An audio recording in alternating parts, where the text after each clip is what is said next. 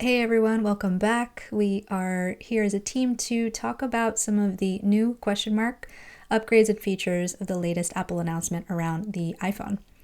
I've got Mitchell, Dale, and Matt with me. Richard Butler is actually on the ground in Japan visiting the Canon factory, but he took the time to pre-record some sessions that we'll mix into this week's discussion as well. So I wanted to start by just doing a quick round robin and see what phone everyone is currently using. Mitchell, why don't you start? Oh, so I have an iPhone 15 Pro that I, spoiler alert, do not plan on getting rid of anytime soon. But I think it's great, and I'm also pretty excited about the new iPhones. They look, especially the Ultra, and I want to hold the Air, but I probably don't want to own it. Fair point. Dale, how about you? I am also currently using an iPhone. In my case, it's the iPhone 14 Pro. And like Mitchell, I don't see enough compelling upgrades to upgrade this particular camera right now. Although for the last month, I've actually been shooting with the new Google Pixel 10, which has been an interesting experience in contrast. All right, we would definitely talk about your experience between the two brands and operating systems. And Matthew, how about you? Well, I'm a little more old school. I have the iPhone 12 Pro, so I go way back 5 years ago now or so, I think it is. And it is one that I love. It works, but what I've seen with the 17 has me wondering if the CPU and other things we'll talk about are something worth buying. Fair enough. And I am also an Apple user and iPhone shooter, and I use a 13. So we have a pretty even spread among the team right now. Okay, a couple of big key topics to get into. Why don't we start with the sensor? We know that the sensor is larger compared to the 16 technically, but let's break that down. How much and what kind of differences are there in the sensor construction itself? Well, so with the main sensor on the iPhone, those are sort of unchanged for the 24, 26 millimeter equiv. The one on the regular 17 is smaller than the one on the 17 Pro by a little bit, but they have sort of different apertures, so it's closer than it might appear on paper. The ultra wide sensor for the 17 has gotten bigger though, and that's just going to let in more light. It's going to allow the phone to dip into night mode less frequently. It's also higher resolution. And that allows for more computational photography tricks. It obviously allows for more resolution, which is always nice. And the same changes have been made to the 17 Pro's telephoto camera. That is now substantially bigger and higher resolution. I believe it used to be 12 megapixels. It's now 48. There's some nuance there that we'll get into later, but they are sort of the main cameras have largely stayed the same for the phones, but the auxiliary cameras have gotten better. So Mitchell was talking about the fact that there are different sensors coupled with different lenses. A general consumer might think of the unit as just the camera is the camera, the lens is the lens. Correct me if I'm wrong, Dale, but the size of the sensor, we're getting comparably close to sensors that might be used in dedicated photo cameras. So what's the difference between someone utilizing a phone in their pocket for everyday use versus having a dedicated camera? Sure, it's a great question. And like you said, the sensors in these cameras have been getting bigger over time. The telephoto sensor in the new iPhone 17 Pro is a good example of that. It's larger than the older one. And they are getting closer in size to the sensors you might find in a compact enthusiast camera. But of course, with the added ingredient of computational photography and some really complex imaging pipelines. So in many cases, these phone cameras can meet or exceed the quality you might get from a compact camera with a larger sensor, although to some degree with their own look. They definitely have a computational photography look at times, and in my opinion, sometimes it's overdone, particularly in some very high dynamic range scenes. We're not quite at the point where somebody's going to replace an APS-C or a full-frame camera with one of these devices, but for a lot of casual photography, you can get really good results with them that's on par with a solid compact camera. Yeah, I think something that sort of people don't necessarily realize is that with a compact camera like this one, you have sort of the entire sensor for the entire zoom range. You zoom in and you're getting just as much resolution and sensor area as you are at the widest end. And that's not the case on phones. If you are pinching to zoom, you are going to be cropping in on one of the sensors until you hit the next point where you reach that telephoto camera. Now, the telephoto camera on the 17 Pro is still a smaller sensor than the main camera, so you'll be taking a bump in image quality, but not as much as you are when you're cropping in on the sensor. So if you're just pinching to zoom, you are not getting the same results as with one of these where you're zooming in. Now, the sensor in the iPhone 17 Pro is larger than the sensor in this, so you've got to do the math on sort of where you're falling and how far do you have to crop in before you're even reaching these levels. But it's not, when you treat the camera like that, instead of using the dedicated stops, and not all of the dedicated stops, but some of the dedicated stops that the camera app gives you, you are going to be sacrificing some quality by zooming in. Mitchell, you had a great editorial a few days ago that talked about exactly this. And I think the distinction that probably most people need to know is whenever a company calls something optical zoom, it doesn't always mean optical zoom, right? They're usually very careful to call it optical quality zoom. Optical quality, thank you. They call it optical quality. And I'm sure they think they have very good reasons for doing that. But these are sort of the in-between options. So on the iPhone 17 Pro, it's the 2x and 8x options, which are essentially center crops of the sensors on the 1x and 4x cameras. Now, because they're so high resolution, they can punch in and still get 12 native megapixels. They're not blowing anything up. It's still sort of a native capture, but you are giving up some amount of things. And I think Richard has a really good explanation of this. So why would somebody use an 8x, I'm curious, over a 2x when I guess it's a convenience factor, right? It's you're providing the results that you want out of the box, whereas somebody who takes that original non-zoomed in image file can technically still get the same results manually after if they want. So it is not necessarily going to be 100% the same. Apple and other companies are always very quick to point out that they actually use separate imaging processing pipelines for these different modes. So they are doing processing different than they are for sort of the full resolution for sensor shots as they are for the crop modes or the dedicated crop modes. You know, once you start pinching in and getting in the in-betweens, all bets are off. But I mean, there's just reasons why, you know, perhaps you want to punch in and you don't want to, or you can't get closer, or you just want to have the picture ready to share as soon as you take it rather than wanting to crop in later. I want to just surface some of the comments on that article as well, because I think it's touching on the theme that we're teasing out here. But, you know, we've got readers saying things that technically correct, but Apple knows marketing and buyers will not care about the technical nuance and difference. And then those of us who are photographers, whether professionally or just gear obsessed, are not fooled by this. We know it's just cropping. There are millions of others who buy these phones and are thrilled to hear, quote, optical quality at 10x or 20x, and they don't care that it isn't true optical quality. I think one of the important points is that, you know, even though you're using only a quarter of the sensor for a lot of these modes, it is still good enough for a lot of uses, especially if you're in bright light. Now, I've noticed I use the 2x mode on my phone all the time. I've noticed in dark conditions, it definitely starts to fall apart quite a bit. But because Apple has so much, and Apple and Google and Samsung have so much experience with these computational modes and they're pulling so many tricks, they can still get a pretty decent image outside, even if they're using a quarter of what is still a relatively small sensor. But it works for people, so they're going to keep using it.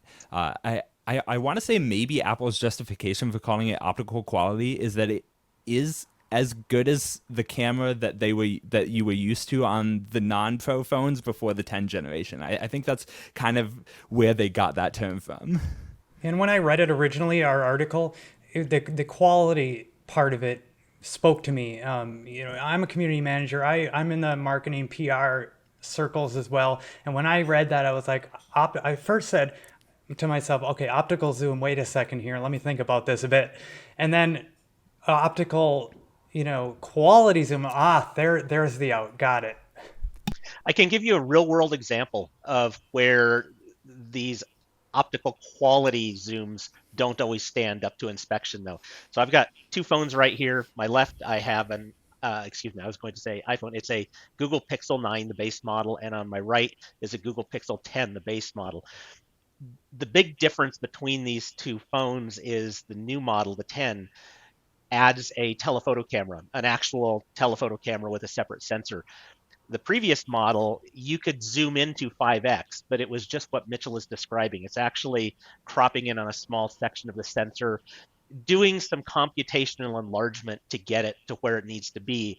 And in theory, Google is claiming that that is an optical quality zoom. However, one of the things I noticed when I shot both of these side by side, one with the optical quality zoom and one with the actual 5x zoom, is when I shot the front of a restaurant with menus and text on the front of it, there was a very big difference in the pictures. The optical zoom actually captured the text correctly.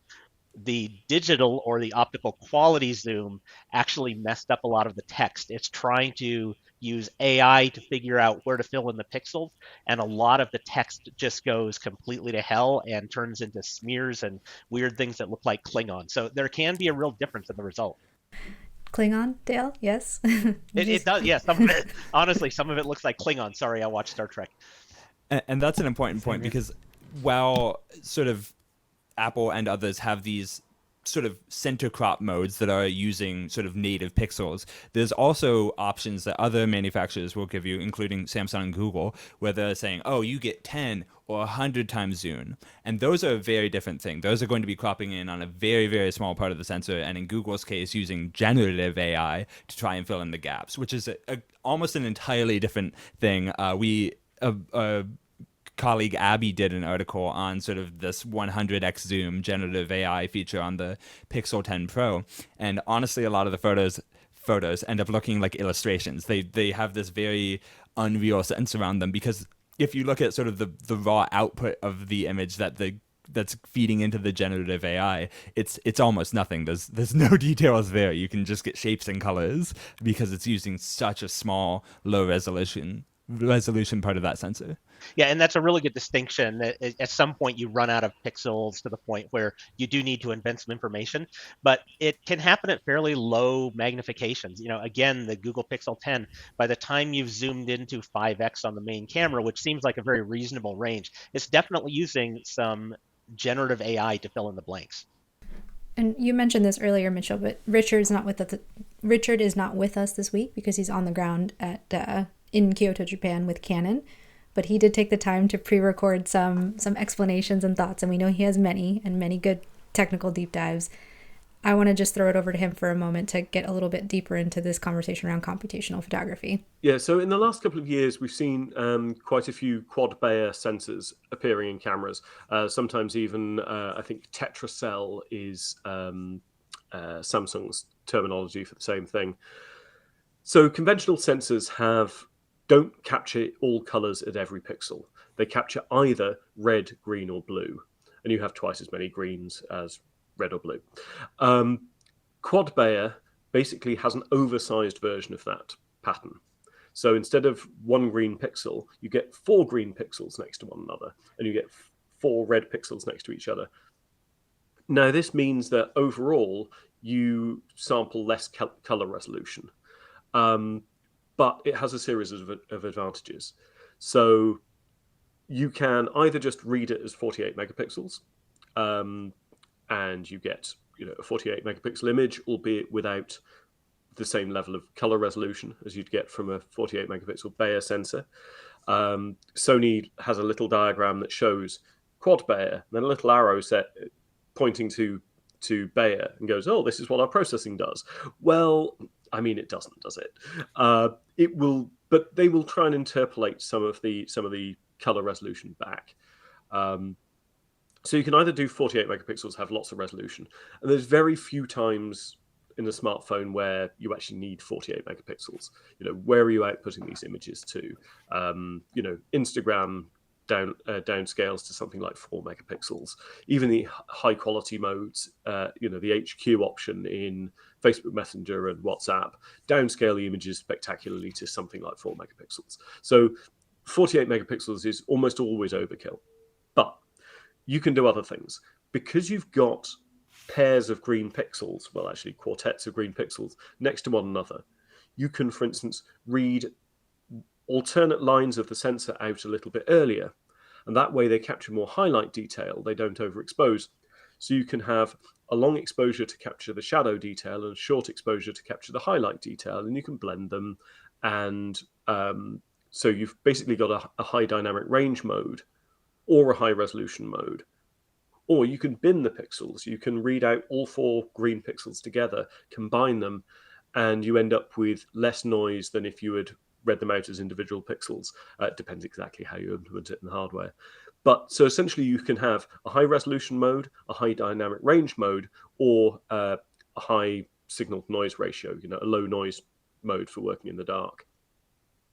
And of course, modern smartphones are capturing lots and lots of images. When you hit the shutter, chances are your phone's taking 16, 32 images, aligning them, working out where they overlap, working out what movements happen between them, and then blending them to boost image quality. This is the reason why modern smartphones have got so good, and it's the reason why compact cameras have kind of died, because they don't have this sophisticated processing or speed to do this, and so actually their image quality is now quite a long way behind smartphones. So that's quad Bayer and what it does and how it's used. Bear in mind, and when the camera's taking multiple photos, it may well be taking them in different modes. So it may be capturing, say, 4 images in the high resolution mode and 4 images in the high signal noise ratio, the low noise mode, and then combining them. And noticeably, Apple doesn't tend to output 48 megapixel files from its camera. It outputs 24, which is interesting because these sensors are really designed to deliver 48 or 12 megapixels. But the fact that they're delivering something in between the two, at least to me, suggests that they may well be, trying to get some of the resolution benefits of 48 megapixels. And if you downsample it, you're going to lose. It's not going to matter so much that you didn't sample color at 48 megapixels, or should I say, to the same degree that a 48 megapixel Bayer sensor would, because that isn't sampling all color at all pixels either. It's probably doing some of the high resolution and some of the low noise stuff, blending them together to give you your final image. There's an awful lot of stuff going on in the background in these phones that none of the manufacturers tell us about, and it's quite hard. You can't really perfectly reverse engineer to work out exactly what's going on. So that's at the full resolution. But a lot of manufacturers have gone, well, look, if we're using this 48 megapixel sensor, and often these sensors are much bigger than the ones they used to use in cameras, we could crop into the central region, which is still a relatively large region of a tiny sensor, and that's natively 12 megapixels. Again, it's not capturing the same amount of color information as a 12 megapixel Bayer sensor, though there are all sorts of clever algorithms to try and interpolate some of that back. Plus, you're combining multiple shots, and if your hand moves as you take multiple shots, you can effectively do multi-shot high resolution pixel shift.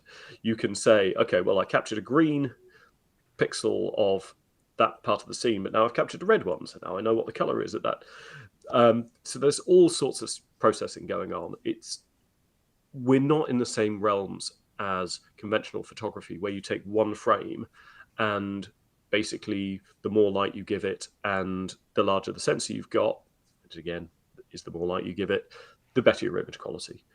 These are doing all sorts of, combinatorial, carefully aligned. It all gets bundled under AI, but it's realistically it isn't. But you're combining all of these images to deliver much better image quality than would otherwise be possible.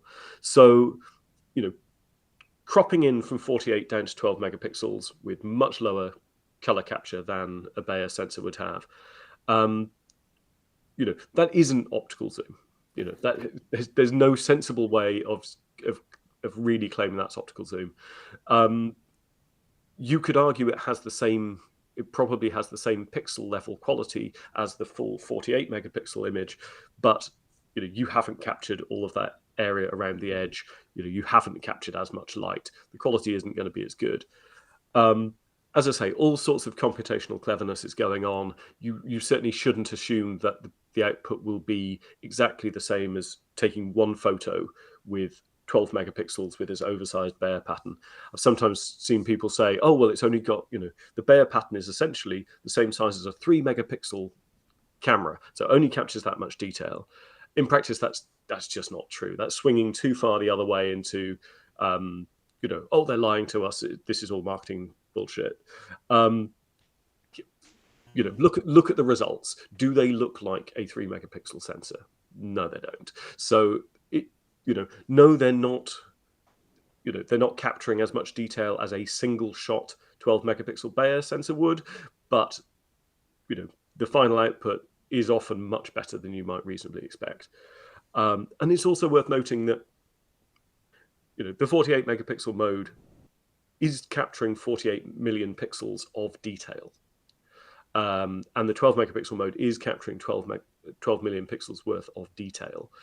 And the human visual system is much, much more sensitive to detail than it is to color resolution. We're sure, if you zoom really close in, you can see the difference, but that's not how you tend to view pictures. As always, what ultimately matters is the final output. And if you don't like the final output and say, well, this looks like a badly upscaled image, don't use it. So you can certainly hold those marketing claims at arm's length. I wasn't impressed to see Apple showing a graphic with, this is the telephoto lens, and this is the 2 times telephoto lens, or here is our 4 times telephoto lens, and here's our 8 times telephoto lens. Literally, the second one does not exist. It is just what happens if I crop the central quarter out of the other lens. It's not a lens, it's not a camera, it's at best a mode. It's an output option, and that sort of thing doesn't help. It makes it much harder to take what they're telling us seriously, especially given they don't like to give us that much information. You can be too cynical about these things. What I'd say is, look at the results. Do they work for your needs? Because if your needs are posting to Facebook, posting to Instagram, then actually a really sophisticated piece of processing on a 12 million pixel sensor might be quite good. So as I said earlier, smartphones are regularly capturing multiple images, aligning them and merging them, and this significantly boosts image quality. It can boost resolution, but more importantly, it can boost tonal quality. So we all think of noise as being the thing that happens in the shadows, but actually the amount of light you capture defines the quality of tones all the way from highlights through the midtones down. So if you capture lots of images and merge them, the signal builds much more quickly than the noise, so you get better image quality. But at that point, we don't know how many frames each manufacturer is merging.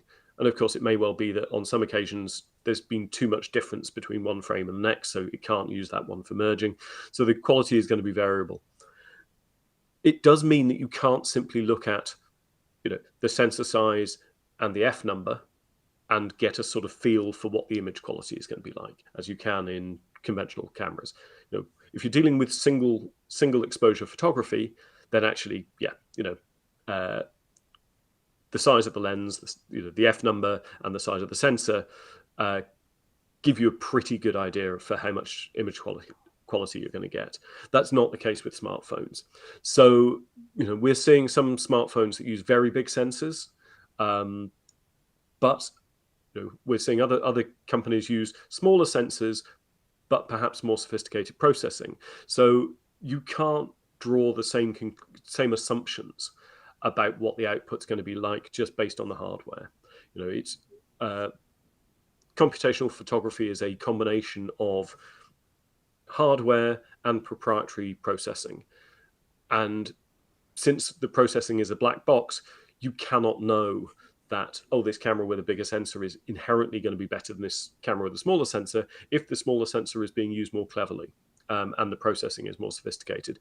Some of this will be a matter of taste, but even more than ever, I'd say compare the images. Don't get too hung up on the specs because it's much more about how you use it rather than just pure size. That computational photography gap it's almost as if the photo is it's hallucinations, the same way we see generative AI producing hallucinations in other outputs. Is that essentially what your experience has been? Yeah, to a certain degree. And in fact, we've already seen this in other areas. There's been software that can do enlargements of photos using generative AI from companies like DxO and Adobe. And we've already seen plenty of examples before we even go to the phones where when you try to enlarge photos with text, for example, they don't always enlarge the text very well because they're trying to fill in the blanks with generative information, but they don't necessarily understand the text per se. And so we're seeing that as well with the phones. I do think it's worth sort of drawing a line between these two things, because I've seen some commenters. There's one on our website saying that they doubt, they don't think that a computational photograph is a worthwhile historical document. Like, it doesn't capture a moment, and they think it's hard to trust these computational photographs. And there's sort of a difference between the computational photographs that Richard was talking about, where it's stacking multiple exposures and choosing sort of tone maps to sort of highlight faces and stuff. That, in my mind, I think of that as a very different thing, because it is stitching together real information, like photographs that it took. It's putting them together, and it's possible to get some artifacting from that in terms of, like, if there's motion that the algorithm didn't pick up on in a race. But that is, in my mind, a very different thing than sort of AI or generative AI processing, where it is actually sort of going in and creating information. There are ways that sort of quote unquote real cameras can do this, where you'll sort of get in details that are too fine to resolve, and you'll end up with artifacts or moire or sort of even just weird optical illusions. But that doesn't mean it's not a picture. And I'm kind of put the computational photography artifacts in that bucket, whereas I put the generative AI artifacts in an entirely separate bucket. To me, I've said this before, I don't think of that as photography, but I do think of computational photographs where you're just stacking a bunch of images together as still photography. But, Mitchell, that actually speaks to me as a consumer, as somebody listening to the conversation here between you and Dale, and really trying to, get a sense of, like, well, how do I understand this as a typical user, or in this, somebody who just wants to go out and buy something that has the specific elements of need. And this is understandable to me. This makes sense. It's like a second level of the ability to just automatically clean up and polish the photo, which cameras on phones tend to do very well. When you take a photo, just a normal one, we're not talking about zoom for a second or anything like that, it will have some sort of post-processing to it to clean up artifacts and smooth over certain things. I see this as just that next level. It's not, like you said, creating completely new scenes or anything like that. It's just improving upon what's already there. But one thing I want to call out is these are very easy to distinguish today. We can put the generative AI on one side, and we can put the computational process things on the other side. They are going to start crossing over, and that's where it becomes a blurry issue. And I think a great example is some cameras, Google Pixels are a great example. You can take a burst of photos of a group, and as we know from taking group shots, you never get a shot where everybody's eyes are open at the same time or when everybody's smiling at the same time. But if you take a burst of photos, you're computationally stacking those to get a cleaner image in the sense of better processing. But what if the phone now picks different frames from which to pull each face to make sure everybody has their eyes open? I mean, that's a fairly innocuous example, a portrait or a selfie of a group of people out on a field trip or something. But what if you start applying that to other real world use cases where the difference in fractions of a second matter in terms of what the photo shows? What happens, let's take that to another level. What happens if you know they're not smiling and you want everybody to smile, so you force smile, but that you're saying, Dale, that it would have to be a smile in a previous shot from the camera. Otherwise, you're making it up. Yeah, just imagine the camera takes a burst of 10 photos in a row and people are changing their expressions throughout. it may take one smile or one facial expression from an early frame, one facial expression from a later frame. Chances are those are close enough together in real time that it fundamentally represents what was happening at the time. But as the technology gets more developed and we start applying the same concept to other real world scenarios where we might be doing something like documentary photography, maybe you're shooting documentary photography and somebody's facial expression changes at just the right moment. And that's the moment that the computational algorithm decides to pick the face from. You may actually be showing a face that wasn't from the exact moment that whatever event they're reacting to happened. Gotcha. So all of our phones, you had said you're working on you've reviewed the 17, or at least looked at it, right, Dale? And I forget which version you have, Mitchell. I have the 15 Pro. 15. Which one do you have, Dale? I have the 14 Pro. 14. So 15, 14. I have a 12, so a pretty good spread. Let's take my 12 since I have the oldest phone of the group. How different would this 12 theoretically be? I know you don't have those specs on hand. In this way compared to the 17, is it like, well, my 12 can't even do what we're talking about at this point? These are features that Apple has largely stayed away from. They have a cleanup feature where you can sort of use generative AI to erase things from the background, but Apple has not been as hard on the sort of stacking together like faces from different photos as Google has been. And in fact, I think they had maybe a year or so ago, one of the VPs came out and said, like, we think a photograph should represent something that happened, like a real moment in time. There's always been these sort of controversies around phone photography. Like Samsung has their moon photography stuff, which may or may not be fake. It's hard to say. Well, and that's kind of the thing. It's hard to say. I think everyone's going to draw the line somewhere different. The people who may not even trust the JPEGs that come out of the camera, they want to process the RAW, and there are going to be people who are completely fine with sort of the features that Dale was talking about, where it's stitching together parts of multiple exposures to get, the exact faces that people want, and people are going to fall in a spectrum between that.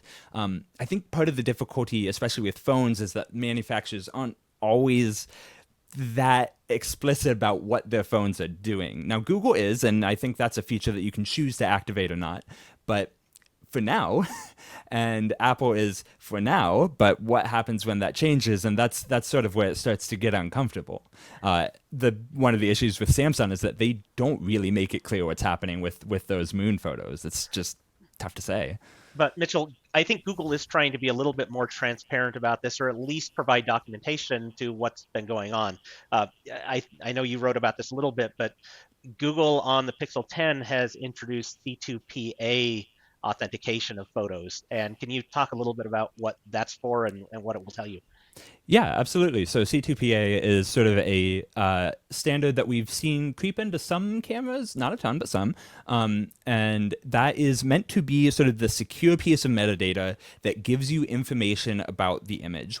And if it's gone through a pipeline that fully supports that metadata, it can even give you a history of what edits were made and show you back to the original. This is what the original photograph looked like. Here's a bunch of parameters that it took, and we have signed that this is accurate. This has not been touched. Doing any edits, in theory, should change that metadata and make it invalid. Yeah. But correct me if I'm wrong. It's not necessarily about certifying that a photo is untouched from the standpoint of no computational photography, but about certifying how it was created. Is that correct? It does both. It can act as both. So sort of with standard cameras, or like, point interchangeable lens cameras, it is more sort of that this hasn't been touched and here's an exact history of everything that's happened. But like you said, with Google's implementation, it keeps record of, okay, here's how this photo was edited either by the user or by the software in the phone. Is that the same thing as the Content Credential Initiative? Yes, It's all a bit mixed up because there's like a couple organizations involved, but yeah, right. So the content credentials are part of, the C2PA is sort of the technical standard for content credentials. Okay. Despite all the acronyms, it's still much easier to understand than the acronyms on an SD card. True, which there are many. Well, okay. I do think we're touching on a lot of different themes here, and some of them are a bit more philosophical than technical or product focused, which is an interesting point because I think we're at that crossroads when we think about why you take an image in the first place, who is it for. We also forget that these phones and these systems are not just dedicated cameras. Even though they may be marketed that way, the price point also reflects an entire operating system and a machine that can do many things as opposed to just one thing. So I think those lines are quite blurry as well. Matt's point about, so you've got a 12, I've got a 13, Mitchell's got a 15, Dale's got a 14, right? Okay, out of order a little bit. We often talk about improvements from generation to generation, but I am curious about Matt's point. How different is what we're seeing, 3 generations away, 4 generations away?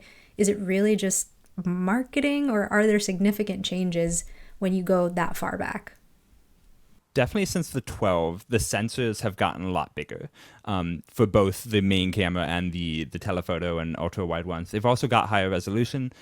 So, back then, I think they're probably 12 megapixels, and now they're 48. In fact, one of Apple's selling points for the 17 line is that every sensor in the phone is 48 megapixels, except for the front facing one. And it's only 12 megapixels.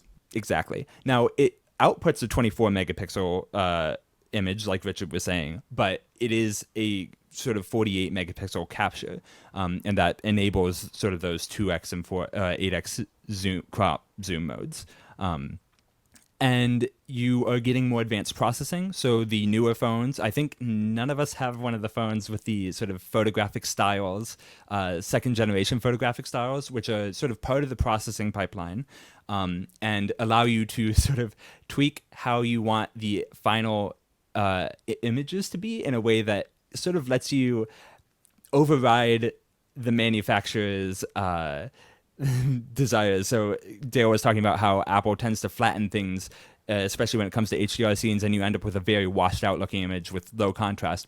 The photographic style second generation ones let you add some of that back in a way that the ones on my phone don't.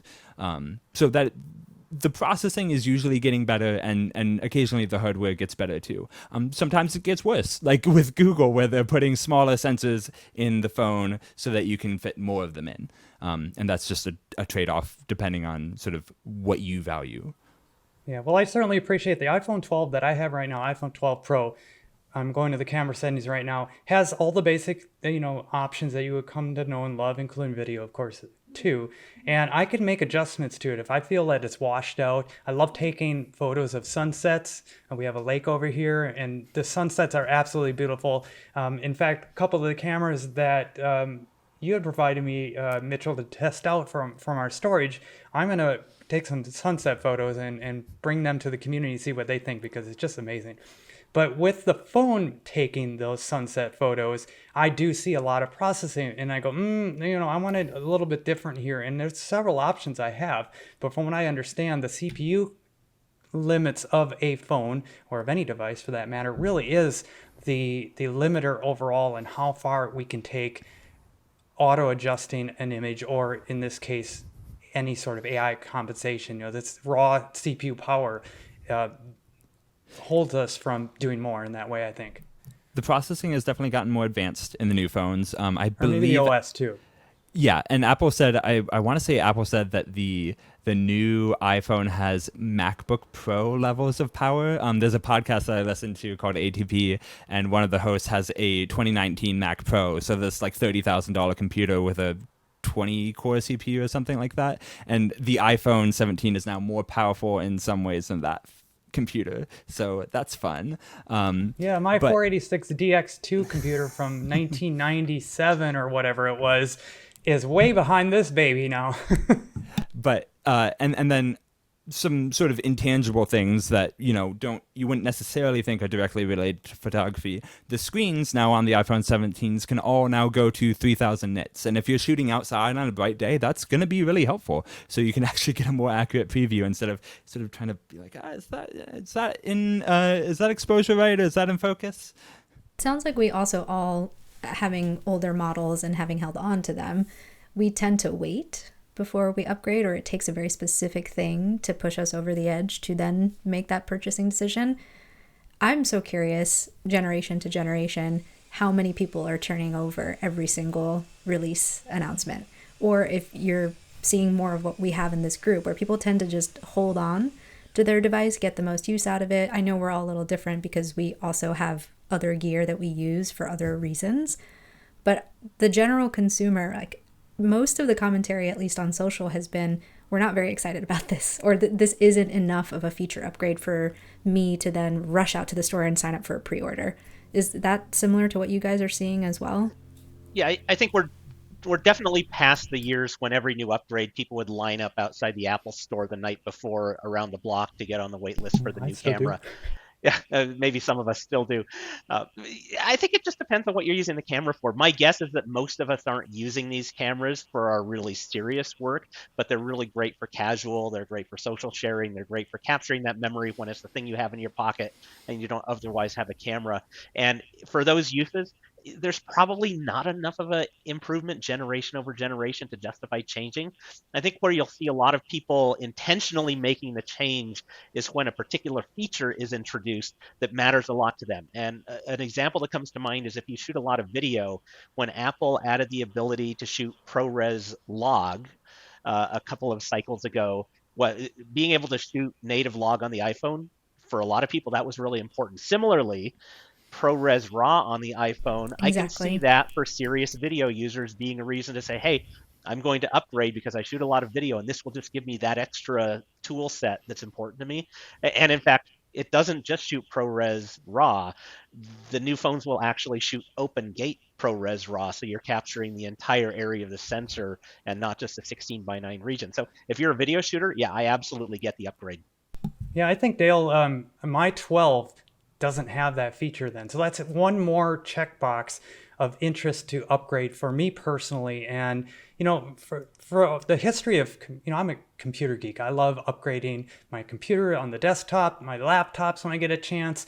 And, if I can squeeze out, another it's a gigabyte or nowadays, terabyte more, I'm going to buy that just because. Do I use it all? No, of course not.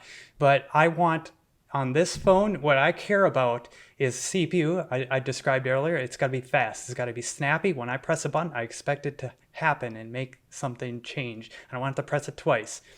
Even with my sweaty hands right now on it. It's pretty good for that. And memory, I have to have enough for all of the photos at full quality. But one of the things that I tend to also be forced to upgrade with phones is something that I think a lot of us can relate to, and that's the battery. The battery does tend to wear out on phones over time, and that's one of the things certainly where even if you're not wanting to upgrade, you might have to. Oh, you can get your battery replaced. I literally just put a new battery in this. It cost $100. It's great. I don't know if I can on this. You can. Apple pretty restrictive on that? No. You just take it to an Apple store or Best Buy and they'll replace it for you. And I highly recommend if your battery is dying, do that. It's a great option if you still like your phone. I will say, all the video features, I am almost certain that those were added because Danny Boyle decided to shoot 28 years later on an iPhone. I suspect many iPhones, actually. Yeah, I think like 20, probably 28 of them. I will say for a lot of people, those are not going to be sort of things you would even find it practical to use. Although, to your point, Matthew, the new 17 Pro Max, you can get that with 2 terabytes of internal storage. It costs $2,000, but Yeah, if no, you thank want, you. I'm the kind of guy who, if I upgrade, I'm gonna go full tilt. I'm gonna wait for as long as I possibly can until my brain tells me, Matthew, you need to upgrade. Why? Because you need to upgrade. And so I tend to go, battery aside, maybe 3 or 4 cycles. iPhone 12 to iPhone 17, how many cycles? 5 cycles. I am way overdue technically.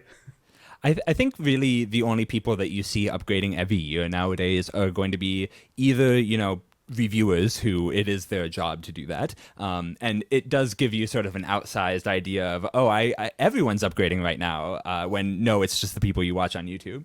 And then people who do sort of use their phone professionally. So while we don't necessarily use we have other options and we use other options for video and photos, there are people who do use these phones legitimately as their professional camera. And I think if you do that, then you can probably upgrade it a bit more often, especially if you're writing it off on your taxes. When you were talking about that, Mitchell, I had flash of a news program that I had just recently watched, and there's a lot of reporters, interviewing somebody.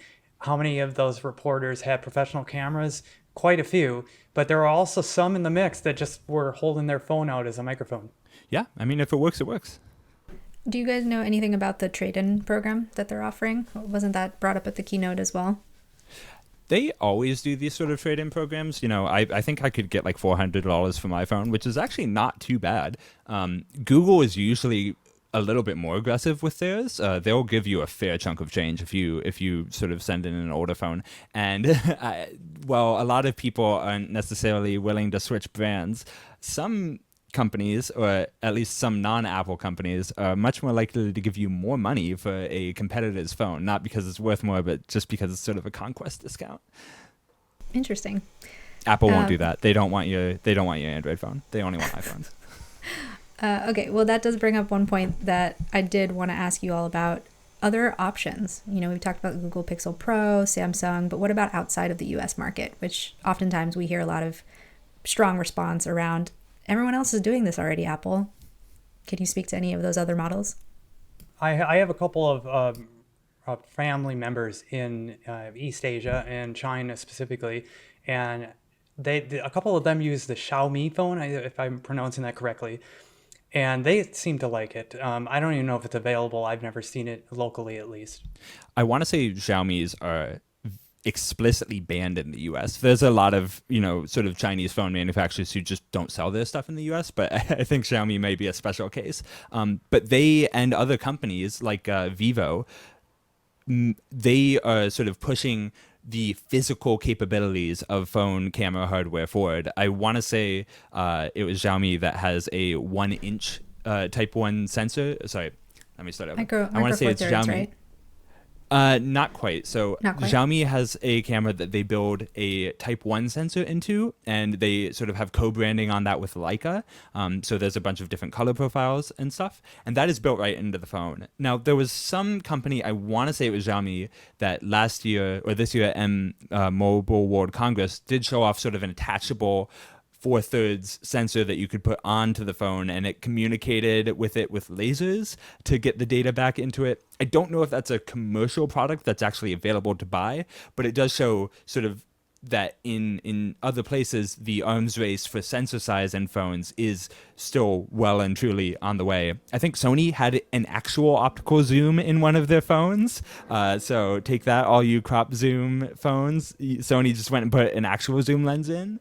And then they have also had a Type 1 sensor in a couple of their phones, though I think there was some asterisks to that where the lens didn't actually project a circle over the entire Type 1 sensor, so you weren't using the entire sensor. But, it's just not something that comes to the U.S. market, which does unfortunately make it hard for us to evaluate. I'm curious with Mikam's question. You have the different types of markets and how they may influence others. So these other phones that maybe aren't even available in North America and many persons who are watching this video right now, how do those phones and those companies influence the phones they do use, or vice versa, at least for future versions of them? I mean, Tough to interestingly say. enough, our readership is quite international because of DPReview's roots. So our site audience and our social audience are quite different. But I do feel like every time September rolls around and there's a big announcement, it's inevitable that iPhone and Apple users will get hate is too strong of a word, but there's constant criticism around their features related to the camera because they have been in market elsewhere for so long. At least that is the commentary that I have observed over the last several years. I always wonder how Apple views it. Like, since these sort of Apple obviously sells iPhones globally, but I do wonder if they don't necessarily view those phones as much as competition because they're not sold in their home market. Apple's an American company, and sort of the engineers there don't have the allure of, oh, I could get this phone instead. Though I do say that Apple, like Richard said, does generally try to really rely on computational prowess versus sort of raw physical hardware, and that does work for them. Yeah, Mitchell, I think the way Apple sees it is whatever they're doing seems to be working really well when they hold out a large bucket of having money just fall into it. So from that perspective, look, honestly, from a business standpoint, if you're making a lot of money doing what you're doing, even if there's a technically better way of making your product, as a business person, you've got to look at that and say, yeah, but we're making a lot of money doing what we're doing. So I'm not sure Apple's entire, uh, I don't think their entire focus is on necessarily making the best thing, but making the best thing that they can sell widely to a lot of people with appropriate marketing. I do want to circle back to something you were talking about a moment ago, Mitchell, which was the announcement earlier this year about a modular system. That is Xiaomi. It's the Xiaomi modular optical system. And I have to say, it's one of the things I'm most interested in mobile phones right now. There were attempts to do something similar to this about 10 years ago, as I recall. Sony in particular had its QX1 cameras where they were essentially a lens barrel with a built-in sensor that you could clip onto the back of a camera, onto the back of a phone, and it made it look a little bit like a compact camera. But they were always a little kludgy. The information going back and forth had enough of a lag that it was annoying. They never really became a commercial success. So Xiaomi's system, as far as I'm aware, is not commercially available yet. But what it is, it's a similar system, but with lenses that stick directly to the phone. So if you think about an Apple phone with its MagSafe adapter on the back, it's kind of a ring with a very powerful magnet. It looks like that's exactly what Xiaomi is doing, except instead of sticking it to a phone holder in a car, you can take an entire lens with a built-in large sensor, stick it right to that magnet, and instantly switch over to using that lens and that sensor as your camera, but with the ability just to pop it off the magnet right away. And it does have electrical contacts, so it passes information back and forth in real time. I think it's a really innovative system, and I would love to get my hands on one and try it if we can. All these nice things we can't have. There's also sort of other cameras. Like I said before, the sensors on the iPhone's auxiliary cameras, the ultra wide and the telephoto, are much smaller than the main cameras. And there are some Chinese phones, like the Vivo, one of the ultra phones, that does sort of have the sensors on the other cameras is about as big as the main one, and about as big as the iPhone's main one, more importantly. So there's a lot of options out there that are at a very varying availability across the world, but it's just not stuff that we get to see here. Well, it's And another I suspect thing that problem that problem is not going to get better anytime soon, especially given what we've seen with DJI's releases and those not coming to the US. Yeah, we have occasionally gotten our hands on some of those phones from international markets. We've done a couple of galleries on them, even on DPReview, and they do sometimes have really nice cameras, but I think in every case we've done it, we were completely unable to get the phone to connect to any kind of network in the US. So, from the standpoint of having a device that doubles as a phone and a camera, not terribly useful here. Well, it's a nice one. They are combined a phone with a camera, and I'm, as the community knows, looking for a dedicated camera right now. Just visited my local shop this past weekend. Stay tuned for photos on that. But also, since we're talking about phones, and I have a crusty old iPhone 12 at this point with its battery on its last legs, I think I need help deciding what to buy for that too. So if anybody would like to help me and put your thoughts on what phone and what camera you like of that phone in the comments, I would love to hear from you what you think I should buy next. I just wonder if someone's ready to make a camera that runs Android and has a SIM card again. I think Samsung did that one time or a couple times. I would like to see this. Like, let's take the smarts from a phone and put it behind like an APS-C size sensor. That would be super cool. Okay, round robin for the closeout here. Will you be upgrading, Mitchell? No, like I said, I just got a new battery in my phone. I expect it to last another year or two. Matthew needs help, so we expect all of you to provide plenty of thoughts and comments to help him make a decision. Dale? No, I just don't see enough compelling changes in the iPhone 17, at least on the photography side, to make it worth it for me.